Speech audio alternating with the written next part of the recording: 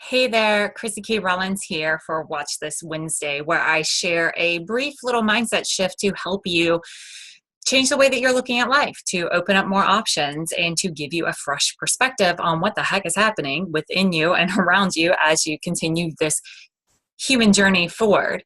In today's topic, although I'm still going to keep it brief, this is definitely the most controversial topic that I've discussed. And if you've been following along, I've been talking about relationships, toxic experiences, overcoming overwhelm, and settling into life so that it is less overwhelming and less anxiety ridden. And what is really on my heart to share with you today is something that's extremely personal to me, which is why I want to kill myself and also why I don't. And I can already feel the emotions starting to stir. So I can tell that this is a hot topic, which is exactly why I felt called to share with you today. There's a misnomer out there that people who want to kill themselves are just people who are weak, who are low self-esteem, who are struggling to get by, who are depressed, who are lonely, who are withdrawn. And that couldn't be further from the truth. Some of the people that want to eliminate themselves from this human experience are some of the people that we see as the strongest. They're the ones that hold everything together. They're the ones that we can count on, that we can rely on, that always seem to have it together, that are putting one foot in front of the other when other people seem to not be able to. And if you can relate to this and you have experienced the same struggles as I do, just know that you're not alone, which is why I decided to make this video today. Often, and especially right now, often what happens is that when things are overwhelming, we turn to those that can handle it, that can keep it all together, that seem to, again, be the strong ones, without realizing that the strong ones are still human too. We aren't free of the emotional turmoil that other people express openly. We just have developed the habit of keeping that within ourselves so that we can try to alleviate it through alleviating the worry and the stress and the overwhelm in other people's life. And if you're somebody who's usually the space holder, if you're the one who usually people come to with the problems, and you're finding yourself in an extreme state of overwhelm right now, I want you to understand why this is happening. And I want you to understand why I choose to rise above it instead of succumb to it, so that you can perhaps have a little bit more peace in your life and in your perspective as well. So right now, with these high intense times, and again, if you haven't watched my more recent videos, go back and watch them where I'm talking about relationships and overwhelm, because this is very, very pertinent to what I'm talking about today to keep everything really short and concise. But right now, the times are really, really ripe for evolutions, and evolutions in relationships in particular. And if you're not experiencing a direct upheaval in your relationship, you may be experiencing a resolution in your relationship, which is a beautiful gift, but more likely you are experiencing upheavals in your relationships. And if you're the one that is usually the strong one, if you're the one that people usually come to, and you find yourself with these upheavals happening in your relationships and these struggles that are happening, know that this is happening to give you the opportunity to break out of your cycles of being the one who takes on everybody else's problems, because life is calling to you in such an intense way to set this down and pay attention to the one who is really screaming and vying for your attention. Now, the reasons that I, in the past, have wanted to kill myself is because I am the type of person that likes to get everything right. Maybe you can relate. Call me a control freak, call me a perfectionist, call me whatever it is that you want to. I did not self-identify as a type A personality, someone who has to have it all right. It was just a natural byproduct of me being me and my thought process. And I felt it to such a strong degree that when other people weren't happy, when other people weren't satisfied, when other people were in overwhelm, it actually put me into a higher state of overwhelm, because I would struggle that much more to keep it all together for them, let alone myself. And what I realized over time is that all these pressures that I felt like were coming from the outside, of having to keep it all together, of having to do everything right, of having to get everything done, of having to be responsible for everything, all these external pressures that I felt pushing on me, one day I realized they weren't coming from the outside. They were coming from the inside.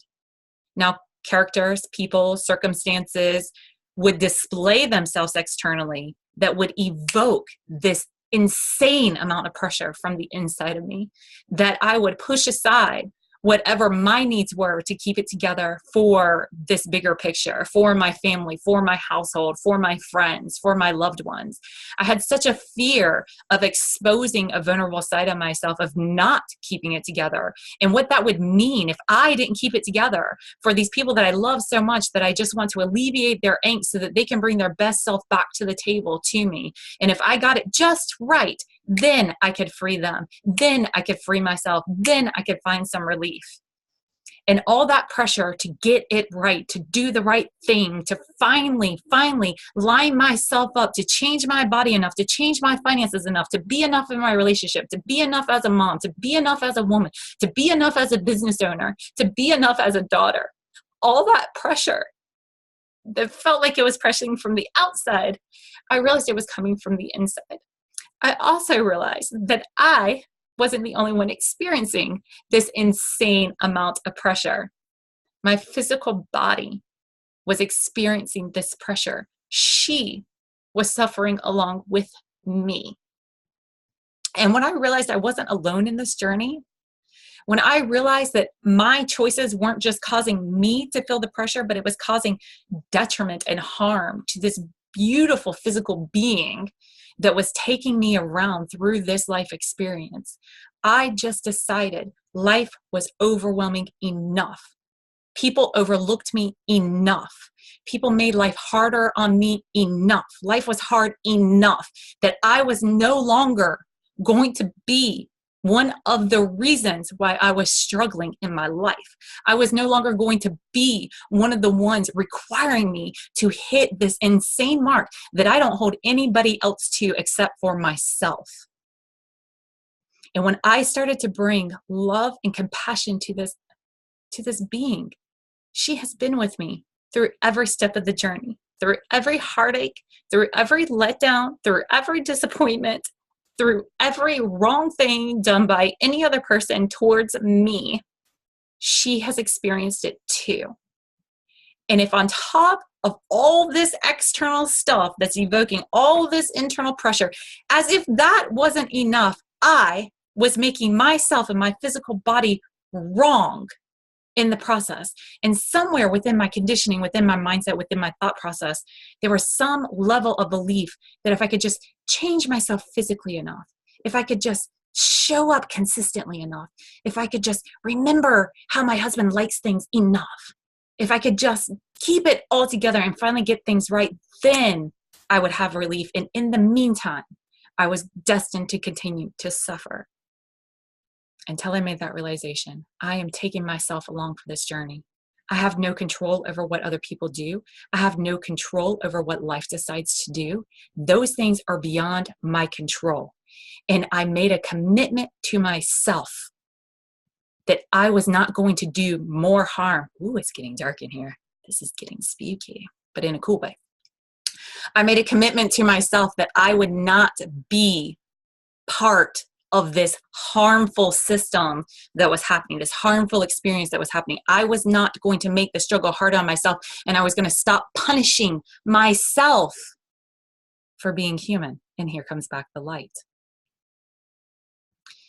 I decided I was no longer going to be one of the things that is harming myself. I changed the way that I spoke to myself. I changed the way that I experienced myself. When she started to bring all this pressure and all this angst to the surface, instead of being like, just shove it down and keep on going, you'll feel better in the end, I started to just listen to what she had to say. When other places and other spaces didn't have the capacity to receive all of her angst and frustration, I signed up for the job to start to listen to her. Now, this is an internal process. This is the thing that nobody can do for you. And I dare say it is one of the first steps to true liberation and empowerment within your physical self. If you're struggling, if you're feeling this pressure, if you are wavering, if you're walking that very fine line between staying here on this earth and leaving before your time is up, I encourage you to take just a moment to pay attention to the one who is trying to get your attention. Life isn't coming over here and setting this stuff on top of you. Life is lifing along. You are feeling the pressure of what it is you need to take off of yourself. be it a belief that you're not enough, or a habit of managing other people's emotional state so that you can have peace of mind. When I signed up to no longer be part of what was harming me, I also made a commitment. I made a commitment to myself in that moment. And I said, okay, for some reason you're here. You chose to be here in this lifetime. You chose to be in this form. You are part of a divine order and divine perfection and a divine plan that you are a necessary part of. And although there are moments where I suffer, and although there are moments where I experience pain, there is a part of me, no matter how upset I am in here, that desperately wants to be here, because no matter what I'm thinking, what I'm feeling, all of this being is fighting for me to stay alive, fighting for me to move forward, doing it on its own without me even consulting it to ensure that I am still alive, that I take another breath. So some part of me, no matter how wildly uncomfortable I might be in my physical self, some part of me is delighted to be here. Some part of me knows that there's relief. And what if that desire for relief is a sign of my destiny? And what if I can't stop all this pain and suffering around me? What if I cannot control all the circumstances around me, but I can listen to the one who is so desperately trying to get my attention? What if I become her listening ear? What if I become her advocate? What if I make sure that I don't add to the harm that she's experiencing? And when I realized that me checking out would just be me doing harm to the one who so wants to get it all right, I could begin to recognize myself and my desires that were good intentions. And I could begin to treat myself like I would a friend and say, sweetie, you're taking on too much. Why don't you go take a nap? Why don't you go have a rest? Why don't you go give yourself what it is that you need? And most of the time, all I need is just somebody to recognize how I'm feeling. And if I can do that for me, maybe I won't need so much from other people. And what I found is that I have the ability to self-source. I found a healing wellspring of hope and life and rejuvenation that is not found anywhere that I search outside of myself. And as I started to shift the way that I relate to myself, change the way that I experience myself, focus my controlling nature towards what I could control, which is what it is that I'm doing in response to what I'm feeling. And I began to have these conversations with other people. I found that I wasn't alone. I found that not only was I not alone, but that other people were surprised that I had these struggles going on inside me. And if you're somebody who on the outside feels like you got to keep it all together, but on the inside you feel like you're dying, I just want you to know you're not alone. You're not alone. In fact, the pain that you're feeling is not even all yours, but it is asking for your attention. It's asking for your loving attention. It is letting you know that there is relief, there is an escape, but it's not checking out of this human life. It could be something that you can give to yourself. So, why did I want to kill myself? Insane amount of pressure to get everything right, which felt like an insane amount of pressure crushing me from the outside, but in truth was all this pressure building up from the inside that I actually held the key to relieving, to transmuting and transforming, and to alleviating for myself. And I found that that was enough. And it was so much enough that it is my number one go-back tool over and over and over and over again, which is why I say, if you really want change, you have to hit a point where you are more committed to that change than anything else. Because it's an inside job. You have to do it. Nobody else can do it for you. There's no how-to that will do it for you. There's no video that you can watch. There's no doctor that you can see. There's no prescription that you can take. There's no surgery that you can get. There are no shortcuts. The only way to where you want to go is straight through whatever it is that feels like so much. But maybe the reason it feels like so much is because you're giving so little of your attention to that, and you're giving all your attention out here to trying to get everything right, which is a very noble thing. But if you cannot tell, it is exhausting. And you'll probably continue that until you have exhausted yourself, until you realize, I've had enough. and you're ready to take responsibility for what is in your control and learn how to start setting down that which is not in your control. Once I had the proper guidance, once I saw where it is that I needed to look, I realized what I was facing inside when I would just listen to what I have to say, when I would just look at this overwhelm that was mounting inside of me. What I found was that it really wasn't all that scary. In fact, it was way worse sitting here in my imagination, in my angst, replaying memories in my mind than it was just speaking out loud to myself what it was that I was really feeling, really experiencing. Because as long as you hold it inside, it has power over you. As soon as you express it out here in the world, then you can see it clearly for what it is and decide if it's something worth worrying about or not. So why did I want to kill myself?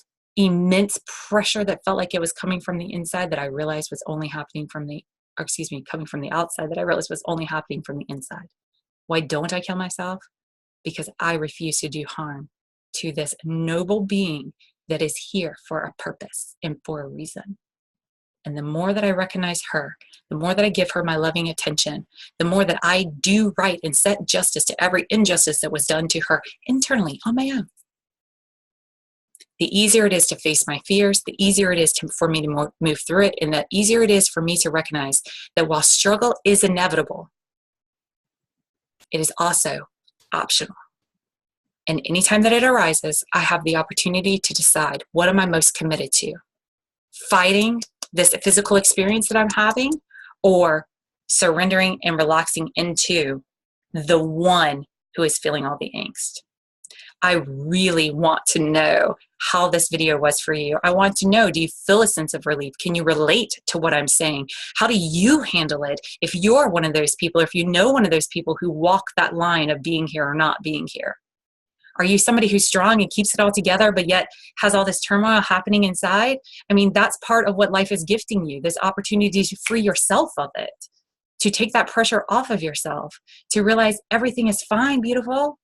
You are more than enough. You're fully equipped. You're blessed. You're abundant. And it's just your thinking otherwise that's causing this discord in your body that life is just waiting to liberate you from.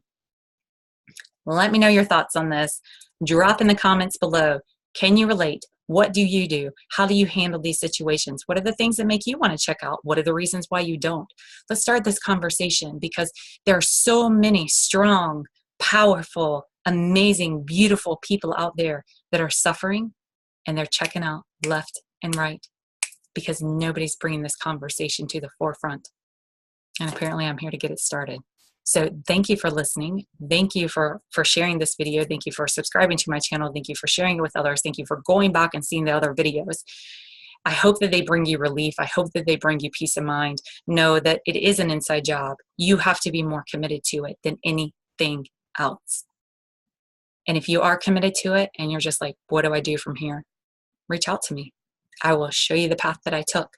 I will lovingly guide you in the most tender, gentle, supportive way possible, because it's not as bad as sitting in your suffering.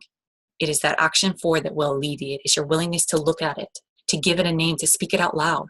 That's part of the magic of coaching. You get that person to bring your worries, your fears, your angst too, so you don't have to keep it all together. Anyway, I'm complete with my thought. Thank you for watching for this long. Subscribe to my channel, check out the other videos, share this with others, and definitely comment below. Do you have these struggles? What do you do to alleviate them? And I thank you. I thank you for your courageous journey, and I will see you in the next video.